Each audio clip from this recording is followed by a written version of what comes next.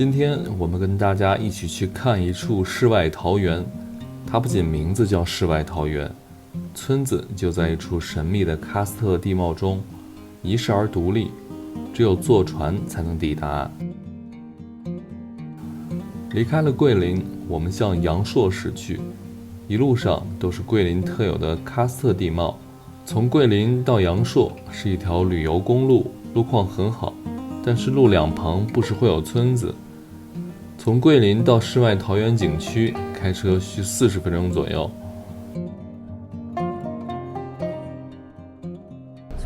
大家好，我是狒狒，我现在在桂林阳朔的一个景区叫世外桃源。这个景区呢，我们以前没听说过，结果来到当地了，很多人都推荐。因为里面呢说是也是有一个那个山洞，然后洞里面有船可以从洞里面过去，然后那个山洞也比较窄，过去之后突然就豁然开朗，前面有一个小村庄吧，就跟陶渊明的《桃花源记》里面写那个场景一模一样的，所以我们今天进去看一下。验票进入大门后，需领一张船票，这艘船就是此行最重要的交通工具了。在大门口可以看到《桃花源记》的文章，仿佛这里就是陶渊明笔下的世外之地。临近水源，便得一山，山有小口，仿佛若有光。便舍船从口入，出极狭，才中人。复行数十步，豁然开朗。感觉这个场景超美，一会儿我们就能看到了。走。还有一个水车哎，水转孔车。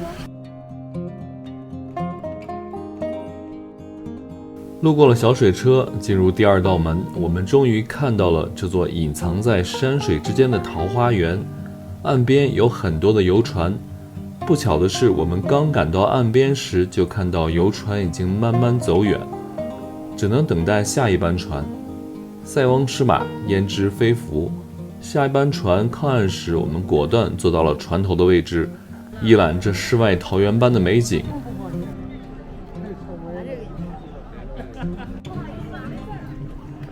这个船，哦，你这边船头，我这边是船头。好的，谢谢。先坐着啊。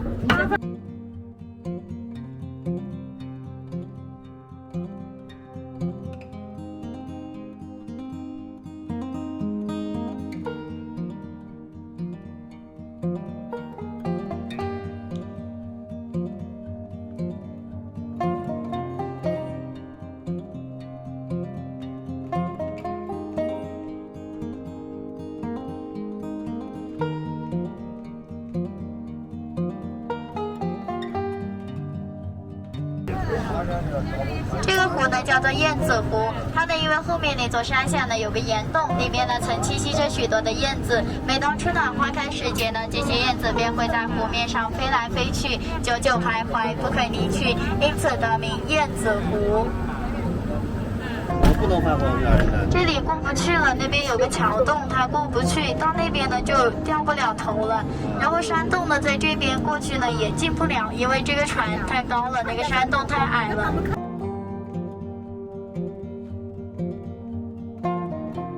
此行最遗憾的就是最近桂林雨水太多，景区最重要的景观燕子洞已经几乎被水淹没，没有办法参观，只能希望有机会再来了。为什么说这个燕子洞如此重要呢？正是因为过了这个洞才有世外的感觉。游船大概在这片世外桃源中行驶了20多分钟，靠岸后我们就到了当地少数民族侗族的村落。来，您可以上来了，您把凳子收一收就好走一点了啊。双侧头，小心碰头，注意脚下安全。双侧头，小心碰头，小心碰头啊！去不了了。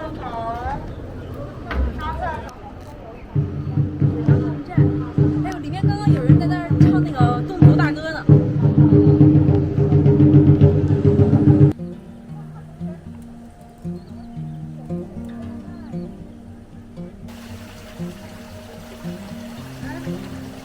是抛绣球的一个楼房，但是今天下雨，地太滑了，不抛了。你本来想接一个绣球，对，那我上去给咱抛去。不接你的。咋了？我的是怎么了啊？不借你的。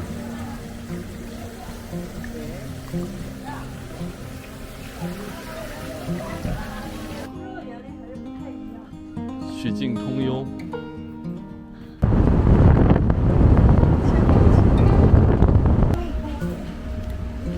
刚到阳朔，这里就点了一个螺蛳粉。看，真的有螺丝。我这个字儿读丝，螺丝。看，螺丝。我在西安吃的螺蛳粉，从来没有见过螺丝，第一次知道螺丝长这个样子。胡说。哎，也不是第一次知道。对呀。以前来广西肉也吃过，但是最近这1年多2年没来广西，在西安吃的螺蛳粉都不知道它那汤是怎么调出来的。而且我觉得这边的螺蛳粉比咱们那儿就是咱们那边臭味太重了，好像就为了突出那个臭而臭。其实人家这边做的螺蛳粉都是汤是那种就是拿螺蛳粉熬出来那种鲜味儿。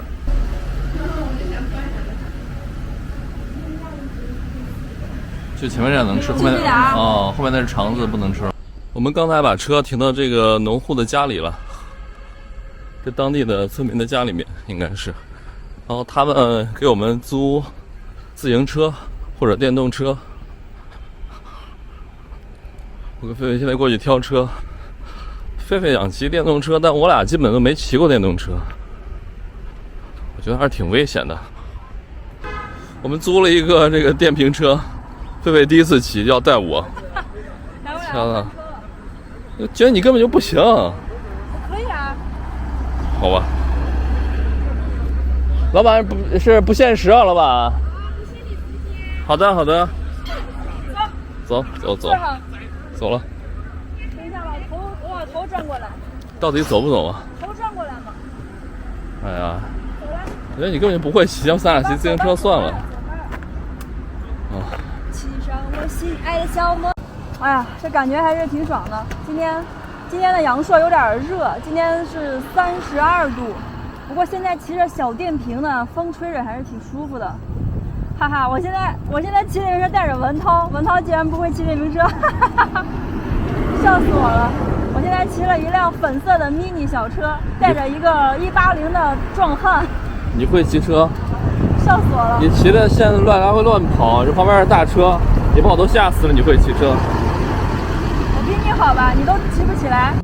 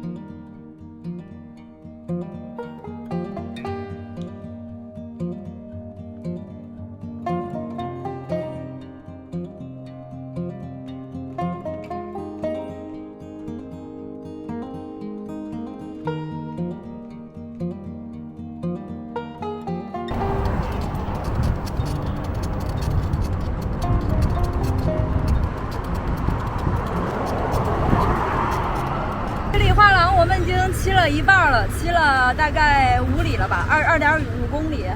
这个就是工农桥，这叫工农桥，然后下面这就是玉龙河。他们游客来这个阳朔这边玩的玉龙河的竹筏漂流就在这条江上，但是码头不在这儿，码头好像在上游一点的位置。哎，今天那个天晴了，水好像变干净了，你看。是清一些了。水退了一点，你发现没？清一些了。水退了一点，他们刚刚那个有个人问我说坐不坐竹筏，竹筏今天估计是开了，太美了吧！昨天的漓江是烟雨漓江，今天看到的是特别干净清澈的画面，挺漂亮的。不过这个十里画廊呢，比我想象的机动车要多了好多呀，因为很多人都说是只能电瓶车跟自行车进来嘛，所以没想到这机动车这么多，体验有点差。我们现在在的位置是十里画廊，然后十里画廊它周边全给封起来了，不让游客下去，这点很怪异。你看这边它全封死了，不让游客走，游客都只能聚在桥上。看这地方全是车，然后游客在那儿走来走去的，非常的危险，全部都是车一直在走。不停的有车，看还有大巴车，这是很危险这样子。然后游客都跑到路中间去拍照了，太搞了。然后下面这么大的地方不让游客玩，全部圈起来了。我们让从那儿走近，我们刚才问一下能不能从那儿进去拍照，人家不让走。下面就是玉龙河了。我们现在骑到了十里画廊的靠后面的一点位置了。这边有一个非常有名的景点叫月亮山，是十里画廊有很多游客来这就是为了看这个月亮山。我们从那个凤鸣停车场骑了大概是4公里吧，后面就是月亮山。因为那个山上有一个那种半圆形的像月亮一样天然的一个洞，所以这块叫月亮山。其实还是挺神奇的哈，它这个样子挺好玩的，有点远看不太清楚。这里面还有其他的一些景点，就类似于月亮洞，都是造型很奇特的一些景观，但是这里面全部都是单独在收费的。十里画廊进来的话是没有门票，但里面所有的小景点都是单独收的。反正总之整个景点如果每个都去的话，下来也得200-300块钱呢。我们继续往前吧。好，走吧。各种车，我要坐我的后排了，哎。坐电动车真是痛苦。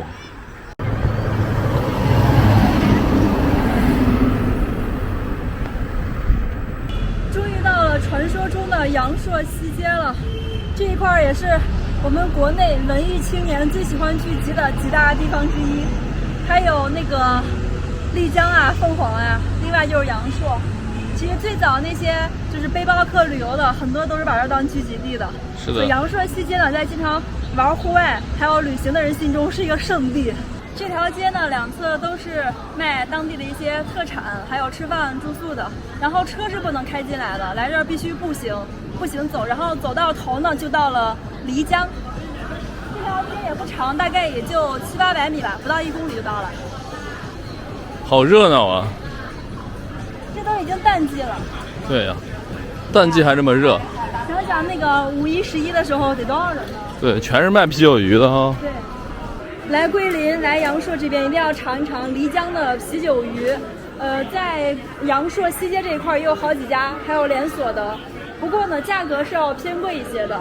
我和文涛之前在桂林市的市区吃过2次，所以在这里我们就不消费了，因为这边价格大概是桂林市区的1.5到2倍，对，还是挺贵的。太贵了。我们刚逛的时候，好多那个服务员在门口拉人进去吃哈。是。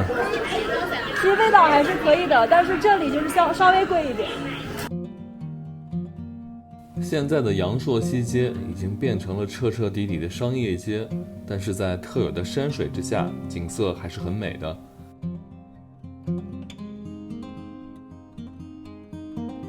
夜幕来临后，这里就变成了年轻人的世界，各种夜店酒吧映的天空似乎都有了白天的感觉。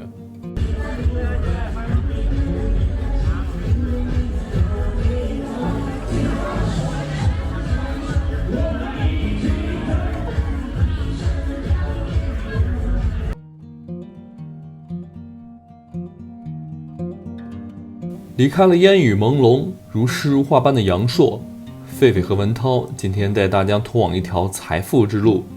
今天我们去兴平古镇，这个古镇可能很多人没有听过，但是它就是你我日常生活中随时能看到的一处地方。20元人民币的背景图就是在兴平古镇取的景。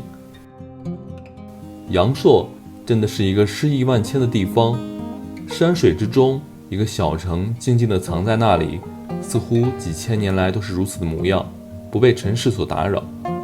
朋友们来到这里有机会一定要小住几天，才能体会到阳朔之美。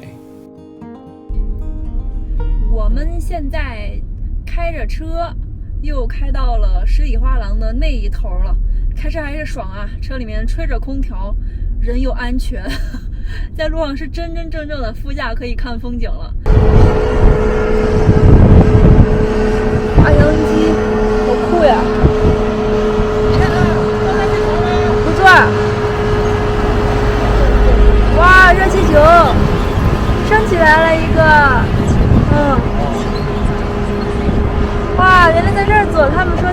花廊哪里有热气球可以坐？那个是正在升起来的。哎呀，好好看！我早就听说十里画廊有热气球可以坐，原来在这里啊，不在那个十里画廊那条主干道上，在旁边侧边上一点点，在这儿。这2个热气球，他说只能飞起来60多米高，也就20层楼，然后一个人是130哈。对，130。感觉蛮贵的，因为60多米一下就上去，再下来就一会儿，我估计几分钟。对，你看那个气球几分钟就落下来了。是的，就结束了，就这么会儿。感觉滑翔机还能稍微好玩点儿。贵，滑翔机600啊，这么贵？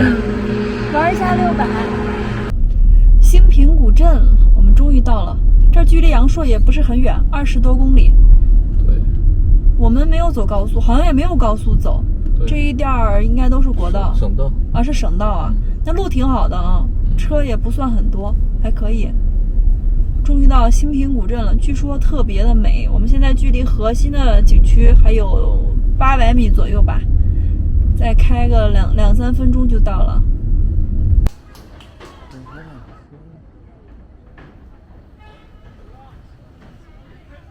大家好，我是贝贝，我和文涛现在已经来到了兴平古镇，中间有点波折，因为我的帽子丢了，我们又返回去拿了一趟帽子，所以到这儿一共用了2个多小时。我们刚到这儿，看到桥上围了好多人在拍照，好像那边是有一个竹筏，上面有一个那个老人在那儿抓鱼，用那个鸬鹚。我们也过去看一下，咱就不去桥上了啊。从这儿还好点，人少一些。哇，好大一只啊！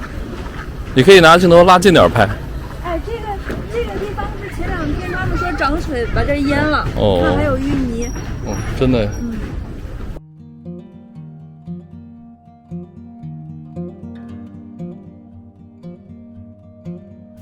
只见漓江之上，一位老翁身披一袭蓑衣，头戴一顶斗笠，坐在小舟之上，2只鸬鹚陪着老者，但是似乎没有钓鱼，而是在玩手机。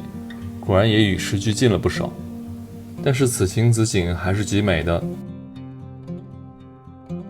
桥上的长枪短炮都在记录着这落日前如画卷一般的美景。狒狒也跑进去凑起了热闹。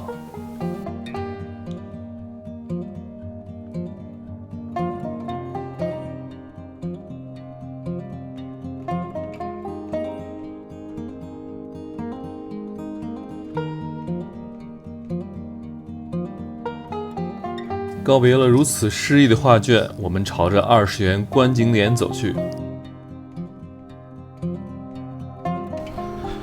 我俩现在这条路呢，是一条通往财富之路。这话怎么说？就让狒狒给大家来解释一下。我们现在在去一个观景台的路上，前面呢就是20元人民币背景图的拍摄地，那边有个观景台，在那个位置看的那个角度就跟20人民币的差不多。我以前一直以为20人民币是在漓江的那个游船上拍的，以前我们坐船的时候也拍过。那实际上呢，它是在兴平古镇这边，在这儿拍的。这一路上全是农家，是吧？对呀。竹筒饭嘛，这是。竹筒饭。哎，感觉挺香的呀。哇，感觉竹筒都要炸了。这多少钱啊？一会儿回来我去看一下菜单。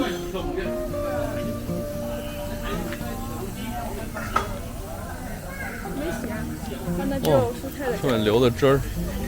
还有50米在那个方向，然后那个方向还有九马画山。九马画山就是以前我们在漓江上坐船的时候见过，中间有一段有一个岩石，上面有特别精妙那个绘画图画，据说呢里面可以数出来9匹马，当年周总理就来过这儿。不过呢，我当时从那儿过，因为船跑太快了，我也没数出来9匹马。还是需要想象力的。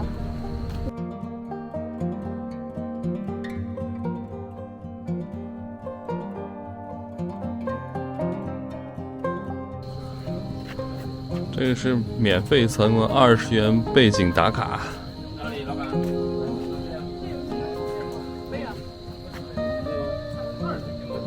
看，一毛一样的。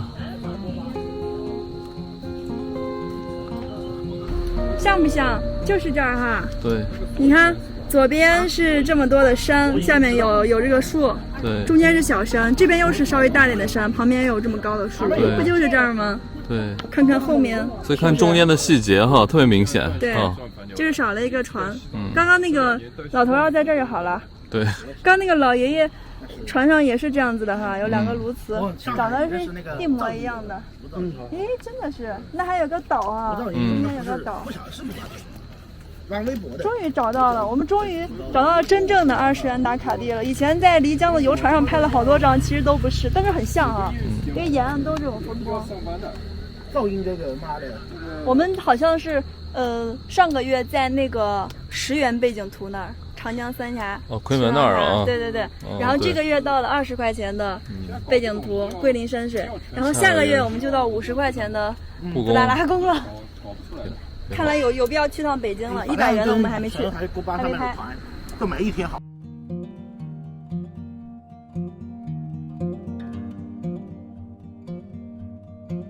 这个是乘竹筏的入口，乘筏入口 entrance for rafting 是什么东西？竹筏。下面有人在拍写真，但已经全淹了。本来那个黄线那一块应该就是乘竹筏的地方，现在就全都淹了，还可以下去。他们怎么下去的？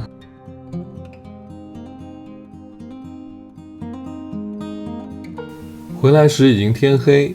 兴平古镇除了漓江的美景外，和其他的古城差不多。今天晚上就不吃饭了，一个芒果就是狒狒和文涛的晚饭。